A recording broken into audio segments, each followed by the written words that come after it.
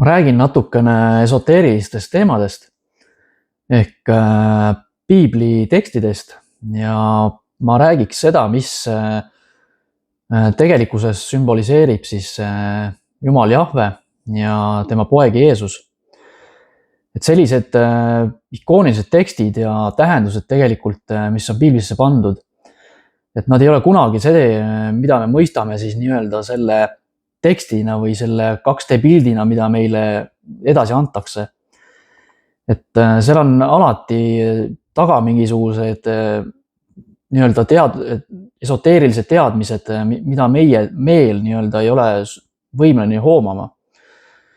Et see on tegelikult kujundlik tekst, mis on hoopis teise mõistega, kui see tekst ise on. Et näiteks ma võin tuua Kreeka müütides olevad jumalused nagu Afrodite ja Hermes,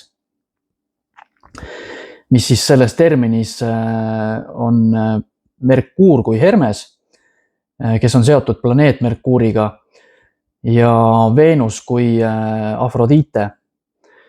Ja nende siis ühinemine muistendites moodustab hermafrodiidi ehk tegelikkuses see tähendab ühendatud mees- ja naisprintsiipi täiuslikku tasakaalu, kes moodustavad siis aoonilise paari Christosofia. Aga inimesele, kes siis ei ole neil selliseid gnostilisi tekste õppinud ja ei ole neid tähendusi nagu õppinud, siis mõistab neid lugusid kui mingisuguseid muinaslugusid kunagistest jumalatest. Aga kuna mina ise olen õppinud erinevaid valdkondi põgusalt nagu teosoofia, antroposoofia, okultism, hermeetika, kabala, siis tegelikult igaüks neist on mingis mõttes laiendanud minu silmaringi ja mõistmist ning näidanud siis eri vaatenurki. Igaüks on avanud mingid väravad teadmiste taha, sümbolite taha. Ja tegelikult läbi selle avaneb ka teadus.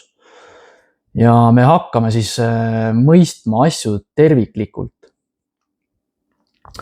Ja nagu oma raamatus Peegelmaailm, ma olen kirjutanud, et mis on siis Jehova ehk Jahve olemus, mida piiblis mainitakse kui inimese ja maa loojat. Aga kõigepealt meil on tarvis endale teadvustada, kus me elame. Ja tegelikkuses see süsteem, mis meil siin ümber on, mida me siin näeme oma silmadega, see põhineb tehislikul holograafilisel reaalsusel, mis on meie astraaltasandi projitseering. Seda on siis aja jooksul muudetud ja moonutatud ning see on ühendatud suletud tehislikult loodud fantoomaajaliiniga, mis on siis kopeering orgaanilisest ajajoonest, ehk me elame fantoommaatriksis tegelikult. Ja selle on loonud siis anorgaanilised rassid veesa-sähesüsteemist ning seda süsteemi juhitakse läbi tehislike musta augu süsteemide.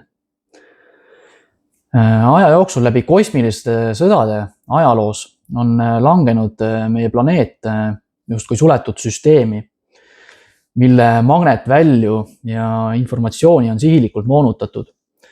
Et siis meie, kui maa arenguprotsess peatuks ning meid saaks kasutada siin justkui energiaallikana, et meie geneetikat saaks varastada ja kopeerida ning seda keskkonda siis saaks parasiitlikult koloniseerida. Ja Jahve enda monoteistlik mõiste tegelikult on tekkinud aastal 1000–600 enne Kristust ja enne seda oli Jahve ning Baal kui võrdsed jumalad. Kuid läbi ajaloo teoloogilise puhastuse jäi siis peale Jahve, keda nimetatagi Elohimiks, mis tähendab jumalaid. ning okultismis on Jahve olnud kui kuujumal, kes siis valitseb meie astraalkeha, astraaltasandit. Ja kuu kui vahend mõjutada meie astraalvälju, kontrollida meie astraalset maailma ja ka seda, mis meie astraalsesse meelde projitseeritakse. Sest inimene on multidimensionaalne astraalne olend. Ja läbi selle on võimalik kontrollida ka meie füüsilisi reaalsusvälju. Kogu meie süsteemi tegelikult mõjutatakse isiklikus tasemes meie alateaduse kaudu läbi meelelise manipulatsiooni siis.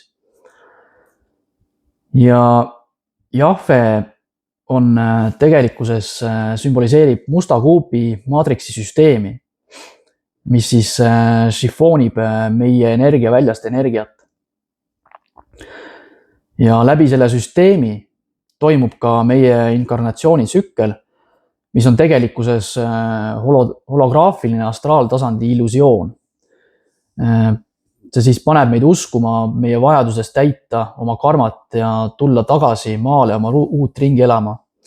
Seda edendavad väga paljud religioossed ja erinevad vaimsed ringkonnad, mis tegelikult on lihtsalt peene astraaltasandi manipulatsioon, et vägivaldselt siis ära kasutada meie hinge energiat ja hoida meid siin fantoomreaalsuse 3D ajaliinil lõksus.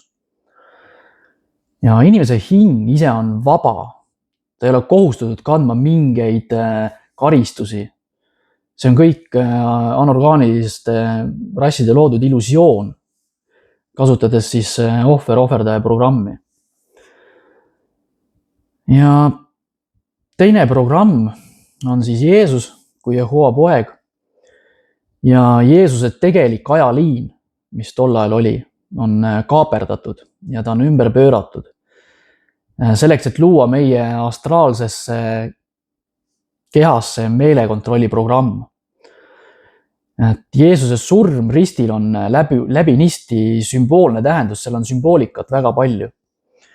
Ja selle igal aspektil on omad tähendused. Aga neid mõistab vaid see inimene, kes on õppinud neid gnostilisi tähendusi ja kellel on siis nii-öelda avatud teadvus neid mõista.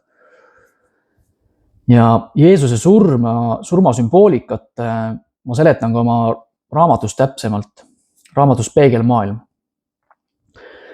Jeesuse surm, mis sümboliseerib ka kui langenud teadvust, kui jumaliku ühenduse katkemist, on siis piiblis Jumala Jehova poeg, kuna Jehova kui Jumal, kes sümboliseerib musta kuubi maatriksi süsteemi, on siis seotud Jeesusega kui langenud osaga meist endast, langenud teadvus, kes on siis suletud siia orjastatud süsteemi, kus on siis sünd ja on surm.